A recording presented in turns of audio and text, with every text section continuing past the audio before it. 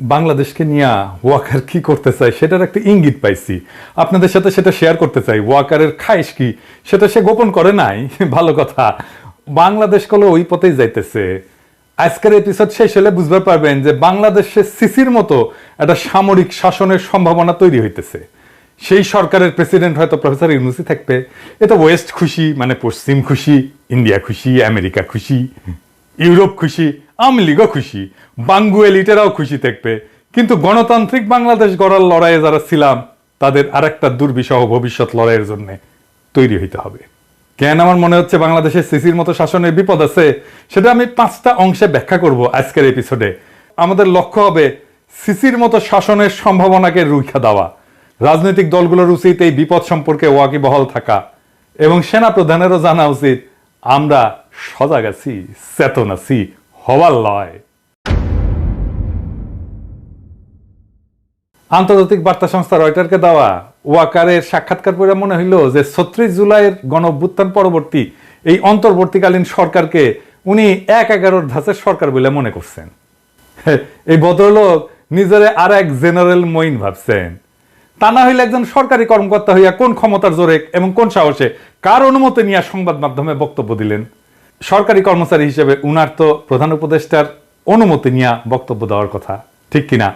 রাষ্ট্র, রাজনীতি এবং দেশের সর্বশেষ পরিস্থিতি নিয়ে সরকারের মন্ত্রী পরিষদ বিভাগের সচিব, পুলিশের আইজিবি, নৌবাহিনীর প্রধান, বিমান বাহিনীর প্রধান অথবা প্রধান বিচারপতি কি প্রকাশ্যে গণমাধ্যমে বিবৃতি, সাক্ষাৎকার দিতে পারবেন? পারবেন না। উনি কেমনে দিলেন? কোন অধিকারে? কোন হেডমে? হাতে অস্ত্র আছে আর তলে সৈনিক আছে। সেই জন্য ফ্যাসিবাদের অবসানের পরে গণতন্ত্র ফিরে আসলে বলে কি সরকারের শীর্ষ কর্মকর্তারাও স্বাধীন হয়ে গেলেন? চাকরিবিধির সকল শর্ত লঙ্ঘন করিয়া, নিয়ম নীতি ভাঙ্গা তারা কি দেশে অরাজকতার সৃষ্টি করবেন? এই সেনা প্রধানের দেখানো পথে তো সোনার বাংলা দেখতেছি ওই দিকেই আগাইতেছে। বৈবাহিক সূত্রে উনি শেখ পরিবারের জামাই, মাশাআল্লাহ। খুনি হাসিনার ফুফাতো বোনকে বিয়ে করছিলেন ওয়াকার, জেনারেল ওয়াকার। স্ত্রীকে অনুসরণ করিয়া সেনা প্রধান পতিত হাসিনাকে বড় আপা বইলা ডাকতেন আর কি, এখনো ডাকেন। হাসিনার পরিবারের জামাই হওয়ার কারণে বহু যোগ্য অফিসারকে টপকাইয়া ওয়াকারুজ্জামান দেশের সেনাপ্রধান হয়েছেন। এটা জানা কথা, আমরা সবাই জানি, তাই না? এটা একটা খারাপ নজির, যা বাংলাদেশের সশস্ত্র বাহিনীর এক অগৌরব গাথা। ভুললে কিভাবে চলবে? খুনি হাসিনার একান্ত অনুগত বইলাই এই সেনা কর্মকর্তা ওয়াকার গত 15 বছর যাবৎ একে একে সবগুলা লাভজনক এবং গুরুত্বপূর্ণ পদ অতিক্রম করে সেনাপ্রধান হয়েছেন, ঠিক কিনা ওয়াকার সাহেব? কথা সত্য। এই পথ পরিক্রমায় তিনি সবসময় তার আপার দুঃশাসনের পক্ষেই কথা বলছেন। এর বিরুদ্ধে কখনো কি কোথাও একটা শব্দ উচ্চারণ করেছেন? হ্যাঁ, ওই আমলে সকল কুখ্যাত জেনারেলদের সাথে তো মিলেমিশে থাকিছেন এবং গণ অভ্যুত্থানের পরেও তাদেরকে রক্ষা করার চেষ্টা চালায় গেছেন। রাজনৈতিকভাবে ফ্যাসিজমের পক্ষে 15 বছর যাবৎ ব্যবহৃত এই সেনা কর্মকর্তা 36 জুলাই ছাত্র জনতার গণবিস্ফোরণের আগের এবং পরের অভিন্ন সেনা প্রধান, তাই তো? নাটকীয়ভাবে কি বদলে যেতে পারেন? পারেন না। বলেন দেখি, আজ রাজনৈতিক প্রভাবমুক্ত সশস্ত্র বাহিনীর মতলববাজি তত্ত্বের এই প্রবক্তা ভয়ঙ্কর স্বৈরাচারিণী খুনি হাসিনা 15 বছরের দুঃশাসন আমলে কখনো কি একবারের জন্য কোথাও এমন কিছু কইছেন? তখন সারাক্ষণই ব্যস্ত ছিলেন ওই শাসন ব্যবস্থা অব্যাহত রাখার কুৎসিত ব্রতে। তখন তিনি তার আপা কুখ্যাত প্রধানমন্ত্রীর পদতলে সশস্ত্র বাহিনীকে রাখতে কখনো আপত্তি করেন নাই। কিন্তু এখন কেন তার এতই দরকার যে গণ অভ্যুত্থান থেকে উত্থিত গণরাজনীতির প্রভাব থেকে মুক্ত থাকার জন্য? এর কারণ বোঝার জন্য আইনস্টাইন হওয়ার দরকার নাই। ফ্যাসিজমের সকল সুযোগ সুবিধায় হুষ্টপুষ্ট হওয়া এমন সকল ব্যক্তি পতিত দুঃশাসনের অভিন্ন অংশ ছিলেন। এটা আমরা ভুলে যাই নাই। জীবদ্দশায় তারা কখনোই বদলাবে না এবং বাংলাদেশে বসে সারাক্ষণই তাদের প্রভু ইন্ডিয়ার স্বার্থ রক্ষার মরণপট চেষ্টা চালায় যাবে। অব্যাহতভাবেই এসব চেষ্টা তারা চালাইতেছেন এবং এই অপচেষ্টা আরো শক্তিশালী করার জন্য বাংলাদেশ রাষ্ট্রের অর্থও এরা ব্যবহার করতেছেন। এই অফিসাররা দেশে বিদেশে নতুন এজেন্ট নিয়োগ করছেন এবং তাদের পক্ষে বয়ান বা কাহিনী তৈরি করার চেষ্টা চালাইতেছেন। হ্যাঁ, আমার পিছনে লাগিয়ে দিচ্ছেন অবশ্য অনেককেই, মাশাআল্লাহ। লাগান লাগান লাগান, দেখি কত লাগাইতে পারেন, কার কত বড় হেডম সেটা দেখা যাবে। লাগান না দেখি ওয়াকার সাহেব। দেশপ্রেমিক নাগরিকদের ভাবমূর্তি ক্ষুণ্ণ এবং ক্ষতিগ্রস্ত করার জন্য জোরে সোরে কাজও শুরু করছে। এই সমস্ত এর অশুভ ফলাফল স্বদেশবাসী অল্প কয়েকদিনের মধ্যে দেখতে পারবেন কলে। আমি কলে আগে থেকে কয়ে রাখলাম, তবে আমার পিছনে লেগে কিছু করবে পারবে না। লাগুক না, আমি তো চাই লাগে, লাগ দেখি কত ক্ষমতা। এবার আসেন দ্বিতীয় ইস্যুতে। ওয়াকার সাহেব ঘোষণা করলেন আগামী 18 মাসের মধ্যে সাধারণ নির্বাচন অনুষ্ঠিত হওয়া উচিত। বাহ, ভালো কথা। বাংলাদেশ সেনাবাহিনীর মাঝারি মানের এই অফিসার এককভাবে নিজের মতামত দিচ্ছেন বলে দেশপ্রেমিক তরুণ অফিসার এবং সৈনিকেরা কিন্তু মনে করে না। তরুণ অফিসার এবং সৈনিকেরা ওনারা আদ্যপান্ত জানেন, তাই মনে করেন ইন্ডিয়ার কুখ্যাত গোয়েন্দা সংস্থা র অথবা খুনি হাসিনার মতো কেউ তাকে পেছন থেকে নাচাইতেছে। আর একটা হইতে পারে উনি সবকিছু নায়ক হিসেবে নিজেকে জাহির করার লোভ সামলাইতে ব্যর্থ হইতেছেন, নাকি লোকটা নিজেকে জাতির সামনে একজন বিশ্বস্ত এবং গুরুত্বপূর্ণ ব্যক্তি হিসেবে আত্মপ্রকাশের চেষ্টা করতেছেন। ওই সাক্ষাৎকারটা যদি আপনারা পর্যালোচনা করেন নিবিড় ভাবে, তাহলে জরুরি কয়েকটা উপাদান কিন্তু পাওয়া যাবে। কি কি? 1 নাম্বার, সশস্ত্র বাহিনীর কর্তৃত্ব প্রেসিডেন্টের হাতে রাখার দাবি তুলে বলছেন তারা রাজনীতি থেকে দূরত্ব বজায় রাখতে চায়। এইটা সীমা লঙ্ঘনকারী, অনভিপ্রেত এবং বেআইনি এরকম প্রস্তাবের চাইতে রাজনীতি করার বড় দৃষ্টান্ত আর কি হইতে পারে? কারণ তিনি সহ একজনও সেনাপ্রধান বা চাকরিতে নিয়োজিত জেনারেল জঘন্য স্বৈরাচারিণী শেখ হাসিনার শাসনামলে অনির্বাচিত অবৈধ প্রধানমন্ত্রীর কর্তৃত্বের বাইরে যাইতে চাননি। চাইছেন কি ওয়াকার সাহেব? চান নাই। এখন কেন যাইতে চাইতেছেন প্রধান উপদেষ্টার বাইরে? তখন কি তাদেরকেও প্রতিরক্ষা বাহিনীকে রাষ্ট্রপতির কর্তৃত্বে দেওয়ার কথা বলছিলেন? আজ এটা বলা রাজনীতি বিরোধী এবং গণস্বার্থ বিরোধী রাজনীতি। আপনি রাজনীতি করতেছেন ওয়াকার সাহেব। 2 নাম্বার, অন্তর্বর্তীকালীন সরকার যখন বলছে আগে সংস্কার পরে নির্বাচন, সেখানে সেনাপ্রধান এককভাবে 18 মাসের মধ্যে জাতীয় নির্বাচন অনুষ্ঠানের ঘোষণা করে দিলেন কিভাবে? এটা কি রাজনীতি করা না? তাতে কি সরকারি চাকরিবিধির গুরুতর লঙ্ঘন ঘটেনি? 3 নাম্বার, ওয়াকার সাহেব যখন বলে যে গণতন্ত্রের উত্তরণ ঘটা উচিত, তার মানে কি তিনি পরোক্ষভাবে বলতেছেন খুনি হাসিনার উৎখাতের দিন অর্থাৎ 5ই আগস্টের আগে বাংলাদেশে গণতন্ত্র ছিল? মানে ওয়াকার সাহেব নিজের অজান্তেই ফ্যাসিজমের পক্ষে কথা কইতেছেন। 4 নাম্বার, কিছু সামরিক কর্মকর্তা সাবেক প্রধানমন্ত্রী বা স্বরাষ্ট্রমন্ত্রী সরাসরি নিয়ন্ত্রিত সংস্থাগুলোতে কাজ করার সময় নিয়মের বাইরে গিয়া কিছু করতে পারেন বইলা এই সাক্ষাৎকারে সন্দেহ প্রকাশ করছেন জেনারেল ওয়াকার। ওয়াকার সাহেব মস্করা করেন আমাদের সাথে, হ্যাঁ? যেখানে সারা দেশের মানুষ নিশ্চিতভাবে জানে এই সকল সংস্থার দায়িত্ব পালনকারী শীর্ষ ব্যক্তি সহ অনেক অফিসারই নিয়মিতভাবে গুম, খুন, দস্যুবৃত্তির মতো ভয়াবহ বেআইনি কাজে জড়িত ছিলেন। 5 নাম্বার, প্রধান উপদেষ্টা জাতিসংঘের সাধারণ পরিষদের অধিবেশনে যোগদানের উদ্দেশ্যে রওনা হওয়ার সময় সাথে সাথে মিলায় প্রকাশিত হইল সেনা প্রধানের এই সাক্ষাৎকার। আর এতে দেখা যাচ্ছে যে লোকটা পরিপূর্ণভাবে ইন্ডিয়ান রাজনৈতিক অভিসন্ধির প্রতি সাই দিয়া নির্বাচনের সময়সূচি ব্যক্ত করতেছেন এবং পতিত সরকারপন্থী জেনারেলদের কিছু শর্ত অন্তর্বর্তীকালীন সরকারের সামনে তুলে ধরতেছেন। চাকরিবিধি লঙ্ঘন করে এমন ঔদ্ধত্যপূর্ণ আচরণের জন্য সেনা প্রধানের বিরুদ্ধে ডক্টর মোহাম্মদ ইউনূস কি কোনো শাস্তিমূলক ব্যবস্থা গ্রহণ করবেন? হ্যাঁ, পারবেন না উনি করতে। সেই জন্য আমি মনে করি যদি সেটা না করেন তাহলে তাকে এখন থেকে এই সমস্ত গণবিরোধী জেনারেলদের শর্তেই দেশ পরিচালনা করতে হবে। আমার প্রফেসর ইউনূসকে নিয়ে এইটা সবচেয়ে বড় অভিযোগ। কেন এটা আমি আবার বলবো, আবার আরো ব্যাখ্যা করে বলবো যে প্রফেসর ইউনূস সেনাবাহিনীর এই দুর্বৃত্তগুলো ইচ্ছা অনুসারে দেশ চালাইতেছে। বিএনপি, জামাত, বৈষম্য বিরোধী ছাত্র আন্দোলন সহ গণ অভ্যুত্থানে অংশগ্রহণকারী সকল দল, সংস্থা এবং পক্ষকে এই নতুন বাস্তবতা কিন্তু বুঝতে হবে এবং এর বিরুদ্ধে ঐক্যবদ্ধভাবে রুখে দাঁড়াইতে হবে। আর তা না করতে পারলে ভিন্ন রূপে ডেলে সাজানো ফ্যাসিবাদের নবছায়া গণতন্ত্র শূন্যতা, অধিকারহীনতার মধ্যে ইন্ডিয়ার কর্তৃত্বের অধীনে বসবাস করতে হবে। আমি বলে রাখলাম, লিখে রাখতে পারেন। এইবার আসেন তৃতীয় ইস্যুতে।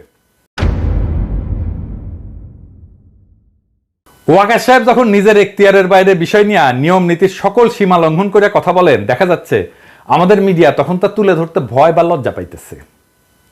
লজ্জা নারীর ভূষণ এবং প্রথম আলো ডেইলি স্টারের ভূষণ। কিন্তু এটা কেন হবে? গণমাধ্যম কি এখনো খুনি হাসিনার শাসনামলে গড়ে ওঠা ভীতির পুরানো মানসিকতার রাজত্বে বসবাস করতেছেন, নাকি তারা জেনারেল ওয়াকারকে খুনি হাসিনার বনজামাই ভাইবা এখনো সন্ত্রস্ত থাকে, তাকে সমীহ করে? আচ্ছা, আর একটা জিনিস বলি, আপনারা বলেন তো দেখি, জেনারেল ওয়াকার সামরিক বাহিনী সম্পর্কিত কমান্ড, নিয়ন্ত্রণ কাঠামো এবং নিয়ম নীতি সম্পর্কে কি অবগত না? যদি তা না হইয়া থাকে তাহলে কিভাবে তিনি ডিজিএফআই, এনএসআই, এনটিএমসি এইগুলোর মতো সংগঠনগুলোতে নিজের নিয়ন্ত্রণে নিলেন? নিজের নিয়ন্ত্রণে নিছেন এরা জানেন তো? আদতে এগুলোর নিয়ন্ত্রণ প্রধান উপদেষ্টার হাতে থাকার কথা।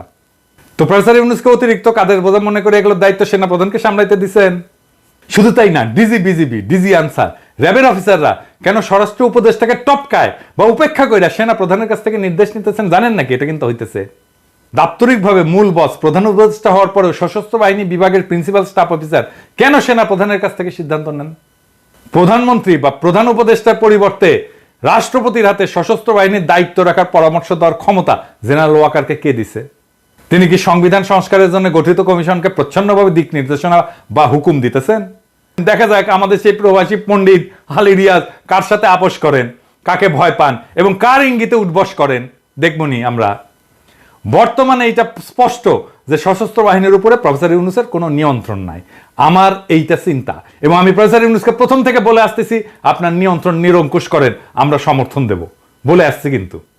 এবং এটার ফলেই জেনারেল ওয়াকার প্রকাশ্যে এসে অনবরত বিভিন্ন বিতর্কিত বিবৃতি দিচ্ছে, ফলে পরিস্থিতি ক্রমশই ঘোলাটে হচ্ছে। রয়টার্সের সঙ্গে জেনারেল ওয়াকারের সাক্ষাৎকারে যে চিন্তাটা জনমনে সবচেয়ে বেশি ধাক্কা দিছে তা হইল রাষ্ট্রপতি এবং প্রধানমন্ত্রীর ক্ষমতার ভারসাম্য রাখা এবং সশস্ত্র বাহিনী রাষ্ট্রপতির অধীনে থাকা। কল্পনা করেন, সশস্ত্র বাহিনীর নিয়ন্ত্রণ গণতান্ত্রিক ধারায় অবাধ এবং সুষ্ঠু নিরপেক্ষভাবে নির্বাচিত সরকারের অধীনে নাই, আছে একজন মনোনীত রাষ্ট্রপতির হাতে, চুপ্পুর মতো লোকের হাতে। সেই সরকার কি কখনো স্বাধীনভাবে চলতে পারবে? বাংলাদেশে পাকিস্তানের চিহ্ন দেখতে পারতেছেন না? ইমরান খানের যে দশা হয়েছিল এরকম হবে না? পাকিস্তানের মতো জেনারেল সাহেবদের গুতায় জনগণের ভোটে নির্বাচিত রাজনীতিবিদদের শাসন কি কখনো কার্যকর হবে? হবে না। ঠিক ওইটাই চাইতেছে ওয়াকার। আমাদের মতে এটা ভীষণ বিপজ্জনক একটা প্রস্তাব। আপনি মহা অন্যায় করছেন ওয়াকার সাহেব এই প্রস্তাব দিয়া। আপনি ভাইবেন না আপনার চালাকি আমরা ধরতে পারবো না। আপনার ডালে ডালে চলেন, আমরা পাতায় পাতায় চলি। ওয়াকার সাহেব পলিটিক্স করে আসা লোক, বহুত দিনের, 18 বছর বয়স থেকে পলিটিক্স করি, আর আপনি 18 বছর বয়স থেকে লেফট রাইট করেন। আঙ্গেরের সাথে চালাকি করবেন না, চালাকি ধরে ফেলবো। চালাকি ধরে ফেলা আমি ছাড়াও মেলা লোক আছে। হ্যাঁ, পরে আবার চিন্তা করেন না যে পিনাকিটা সরাই দিলে আবার ভালো হয়ে যাবে। জি না, আমি ছাড়া মেলা লোক আছে, ওটা ধরে ফেলবে। তো আমার মনে হয় যে ভবিষ্যতের এই সমস্ত বিকল্প পথ মাথায় রেখে শাসক জেনারেল সাহেবেরা 5ই আগস্ট হাসিনার নিরাপদ পলায়ন নিশ্চিত করছিলেন।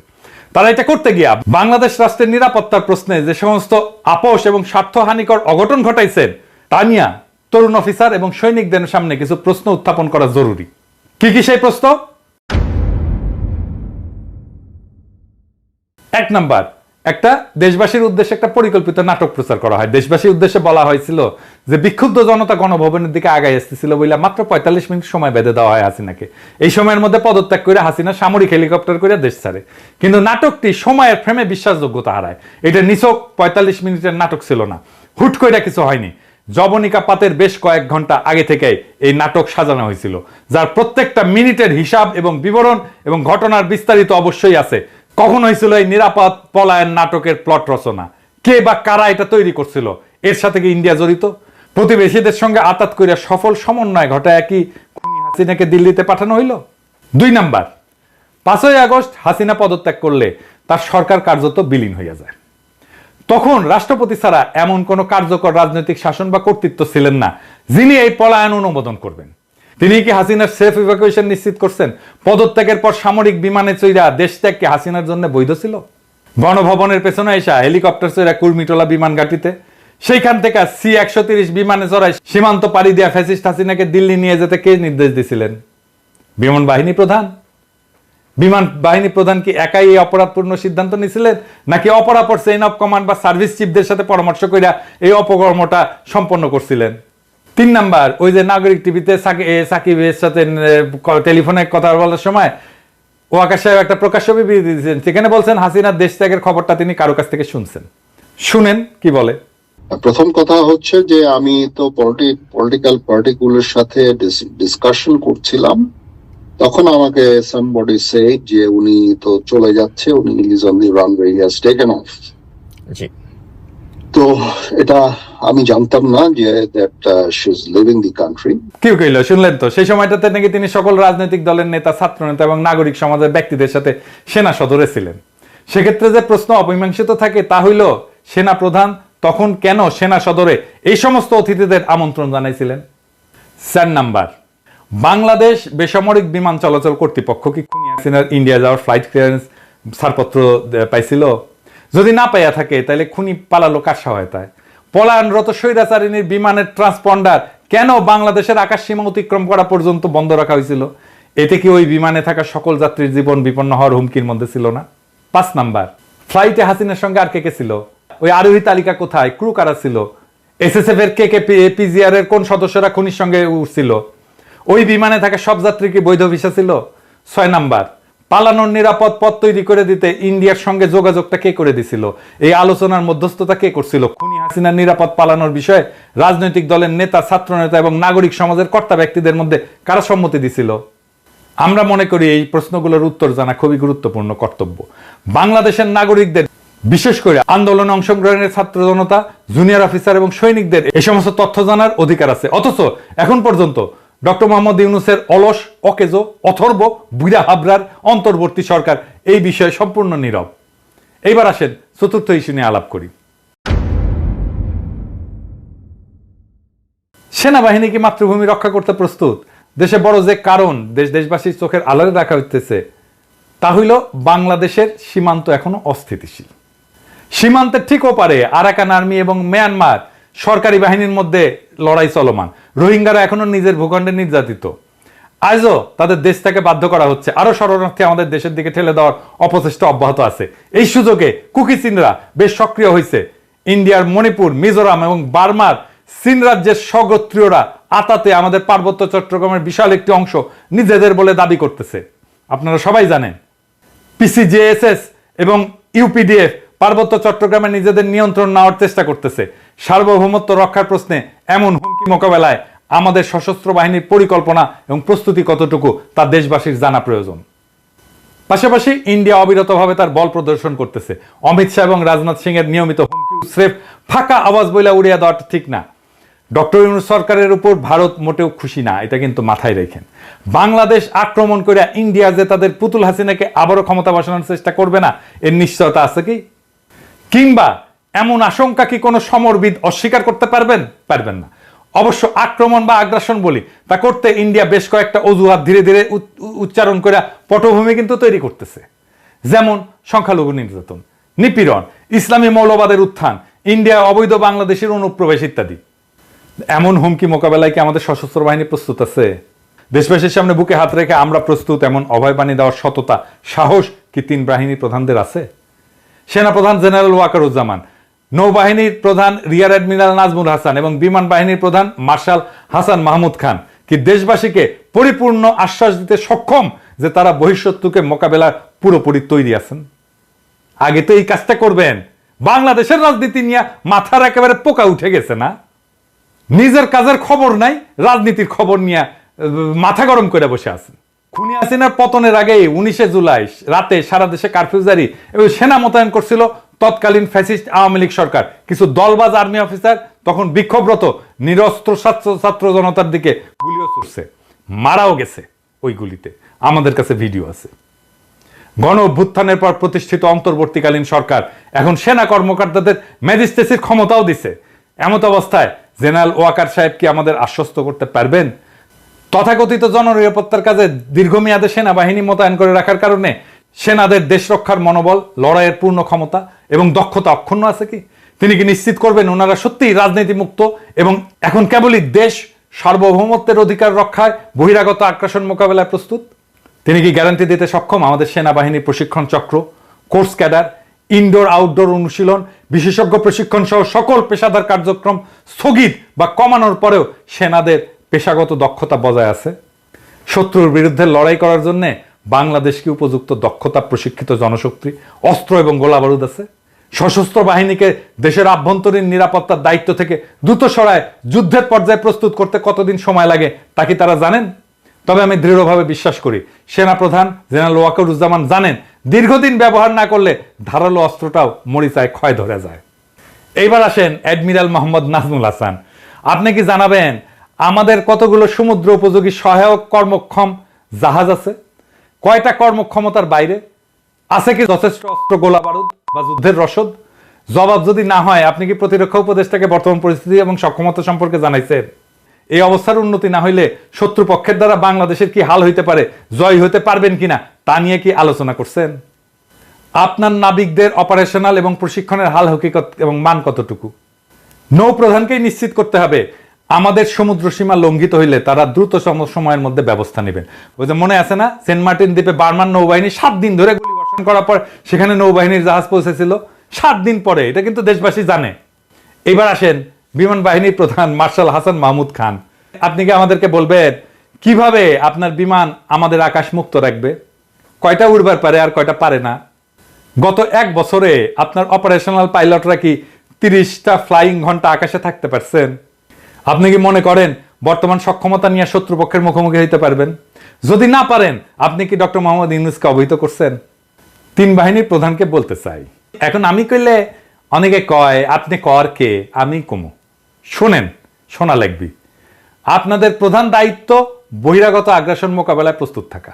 সেই দায়িত্ব ভুলায় বা এড়ায় দেশের আভ্যন্তরীণ জননিরাপত্তার কর্মে, শ্রমে এবং বাহবায় খুশি হওয়া কি পেশাদার সেনার কাজ? দেশ আক্রান্ত হইলে আপনারা কিন্তু ক্ষমা পাইবেন না। অতীতে সশস্ত্র বাহিনীর প্রধানরা দেশের অভ্যন্তরে বেসামরিক নাগরিককে যতটুকু সহায়তা দরকার ততটুকু কইরা দ্রুত নিজেদের ব্যারাকে ফিরতে দেরি করেন নাই। কিন্তু আপনারা দেখাচ্ছেন ভিন্ন আর এক আচরণ। আপনারা দীর্ঘ সময় নিজ নিজ বাহিনীকে সেনানিবাসের বাইরে রাখতে এবং নিজেরা থাকতে চাইতেছেন। খুব মজা, তাই না? এখনো বহু বিচিত্র লেনদেনের ভাগিদার হওয়া যাইতেছে, তাই না? আমরা খবর রাখি কলে, হ্যাঁ আমরা খবর রাখি। নেহায়েত ভদ্রতা কইরা কই না, নেহায়েত ভদ্রতা কইরা কই না। আমি কলে কইছিলাম কয়েকজনের আমল নামা কিন্তু প্রকাশ করে দেব, এখনো করি নাই, হাতে রাখিছি। সবকিছু দেখাই দিলে তো সবই শেষ, তাই না? তরুণ অফিসার এবং সৈনিকদের আমি বলি, আপনারা নিশ্চয়ই জানেন, তারপরেও বলি, বেসামরিক নাগরিকদের সাথে মিশে যাওয়া এবং তাদের সাথে বাধাবন্ধনহীন ভালো মন্দের গণ আচরণে সংক্রমিত হইয়া অতীতে একাধিকবার সেনাবাহিনীর ইমেজ সংকট কিন্তু দেখা দিছে। এবারও তেমন একটা কিছু কিন্তু ঘটতে যাইতেছে। অকার্যকর পুলিশে অজুহাত ব্যবহার করা হইতেছে সেনাবাহিনীকে অনির্দিষ্টকালের জন্য মোতায়েন রাখার অভিপ্রায় থেকে, যা মেনে নেওয়া কিন্তু যায় না। আমরা মনে করি খুনিরা আড়ালে আছে বলে পুলিশ এখনো ভীত। খুনি শেখ হাসিনার শাসনামলে ইন্ডিয়ার শিকড় কতটা বিস্তৃত হয়েছিল পুলিশ বাহিনীর সকল সদস্যই সেটা জানতেন। আমরা মনে করি তারা সেটা নিয়েও বিচলিত। যতদিন দেশের অভ্যন্তরে জননিরাপত্তার কাজে সেনাবাহিনী মোতায়েন থাকবে ততদিন পুলিশ নিজের পায়ে দাঁড়াইতে পারবে না, তারা গা ছাড়া দিয়া থাকবে। তারা একটু গুছায় ওঠা মাত্রই সেনাবাহিনীকে নিজেদের কাছে ফিরাই নিয়ে যেতে হবে। আমরা পুলিশকে মোটিভেট করব আসার জন্য, পুলিশের মনোবল বাড়াবো দরকার হইলে। সেনা প্রত্যাহার করা হলে পুলিশ ঠিকই অ্যাকশনে যাইতে পারবে। ভাবসাব দেখে মনে হইতেছে অন্তর্বর্তীকালীন সরকার সেনাবাহিনীকে মাঠে রেখা বেশ খুশ মেজাজে আছে। তারা হয়তো চাইতেছে দেশ রক্ষা বাহিনীর সমাজ রাজনীতির বিভিন্ন নোংরা আবর্জনা এবং জঞ্জালের মধ্যে জড়ায় সরকারকে কলঙ্ক মুক্ত রাখবে। আহারে, এই হইতেছে প্রফেসর ইউনূসের সরকারের বুদ্ধি। উপদেষ্টাদের বুদ্ধি হচ্ছে এই লেভেলে।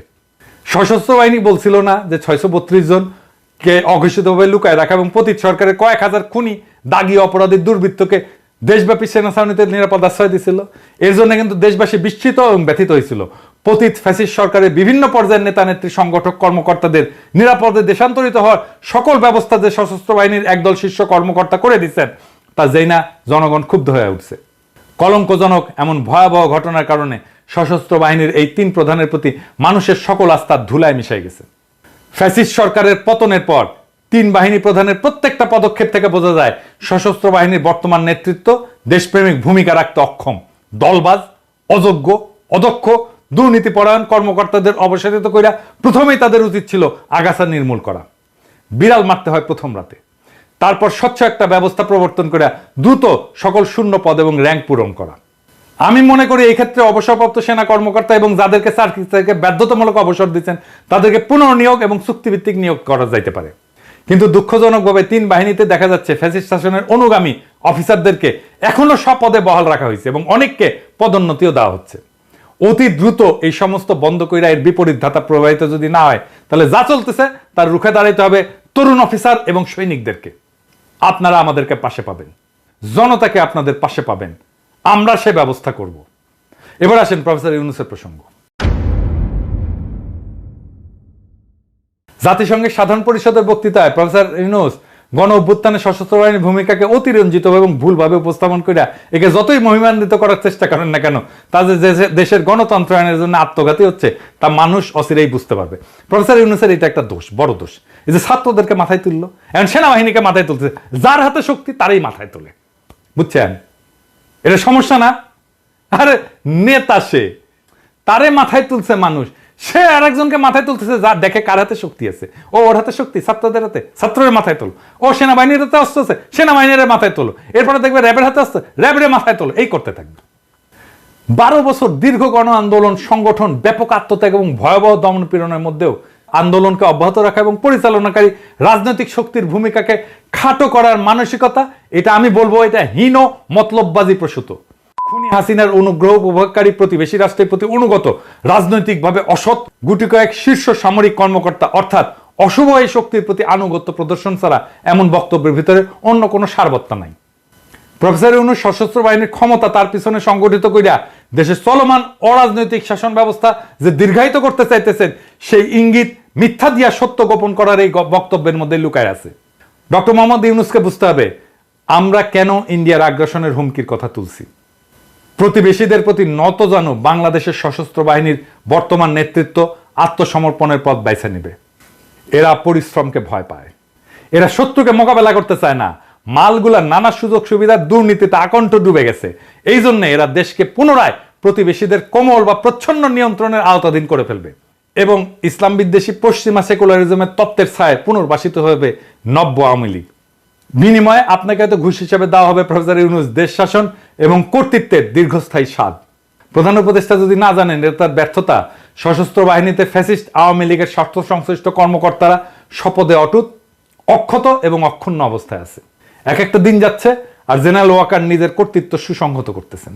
যদিও দেশে বিদেশে প্রভাব প্রতিপত্তি ডক্টর মোহাম্মদ ইউনূসের ধারে কাছেও নাই ওয়াকারের, তবে শাসক হিসেবে এই সরকার প্রধানের ব্যক্তিত্বে যে বড় ধরনের সমস্যা আছে তা উনার গত 8 সপ্তাহের শাসনে কিন্তু বোঝা গেছে।